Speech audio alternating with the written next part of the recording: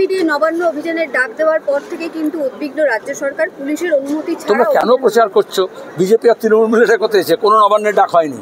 শুভেন্দু বলেছে বলে নবান্নের ডাক হয়ে যাবে, আর বলে কিনা ছাত্র সমাজের নামে। কোনো শুনেছে এই নামটা? সাহস থাকলে নিজের নামে করুক, কে দায়িত্ব দিয়েছে? আরএসএস এইভাবে করে। এবং নেট পরীক্ষা আছে যেদিন ইউজিসি, কোনো ছাত্র যদি শিক্ষা এবং ছাত্রের সঙ্গে যুক্ত থাকে কখনো সে ডাকতে পারে পরীক্ষার দিনে? তার মানে তো হচ্ছে শিক্ষা থেকে সরাসরি দূরে আরএসএসের শাখার ছাত্ররা ডেকেছে, কখনো কোনো ছাত্র সমাজ ডাকতে পারে না। রায়গঞ্জে ধর্ষণ হয়েছে, সে অভিযোগ করেছে, পুলিশ কোনো বার্তা শুনছে না। মমতা ব্যানার্জি বলে দিয়েছেন পুলিশকে ব্লক সভাপতি বা জেলা সভাপতি তৃণমূলের যদি না বলে পুলিশ নড়বে না। তাহলে পুলিশ কমিশনার যখন গেল, আমি জিজ্ঞেস করতে চাই তৃণমূলের কোন নেতা, মমতা, অভিষেক, কে নির্দেশ দিয়েছিল? না তো পুলিশ কমিশনার যাওয়ার কথা নয়।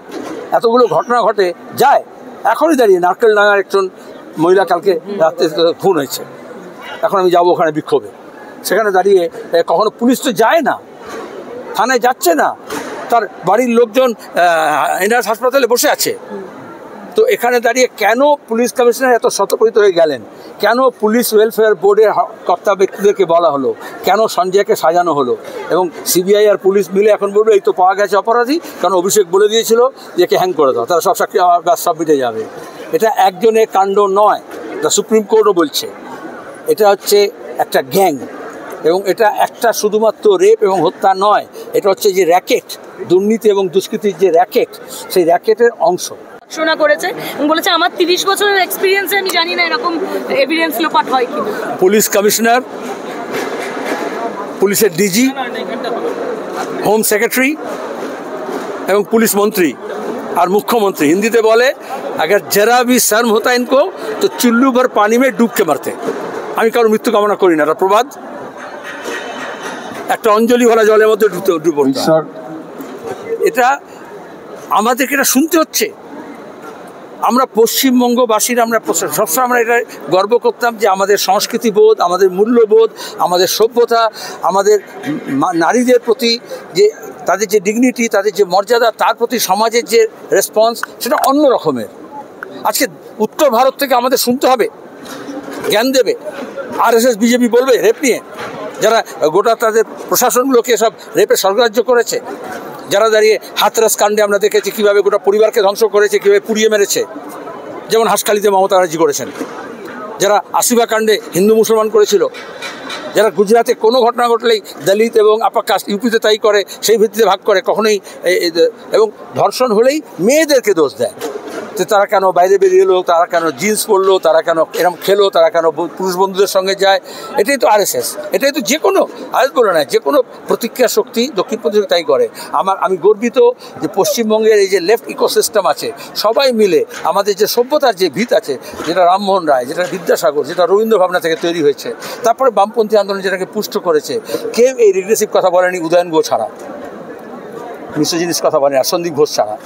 বাকি সবাই বলছেন রাত দখল করবে, দিন দখল করবে, অর্ধেক আকাশ দখল করবে, মেয়েদের সামাজিক, রাজনৈতিক, অর্থনৈতিক কর্মকাণ্ডে তাদের অংশগ্রহণ আরও বেশি বাড়াতে হবে।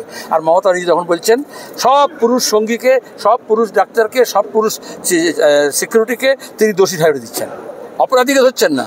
আর বলছেন একা একা যাবে না, একা একা করবে না, যেটা সবসময় বলে মনুবাদীরা যেরকম বলে। তার মানে আজকে যখন ছাত্রছাত্রী বা যখন সহকর্মী জুনিয়র ডক্টর যখন একসঙ্গে ডিউটি করছে, যদি ডাউট লিস্টে ফেলে দিলেন, এটাই হচ্ছে রেসপন্স থেকে বোঝা যায় তার ভাবনা কী। এখন যে লড়াইটা হচ্ছে, এই লড়াইটা বিজেপি লড়তে পারবে না।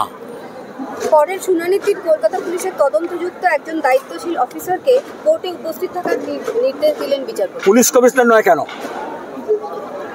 পালের গোদা।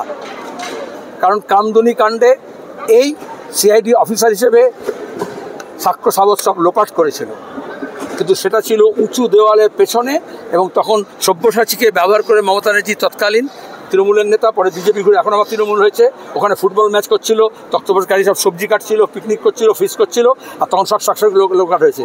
কামদুনির অপরাধী এখন শাস্তি পায়নি কেন? কারণ সাক্ষ্য প্রমাণ তদন্তকারীরা পেশ করতে পারেনি।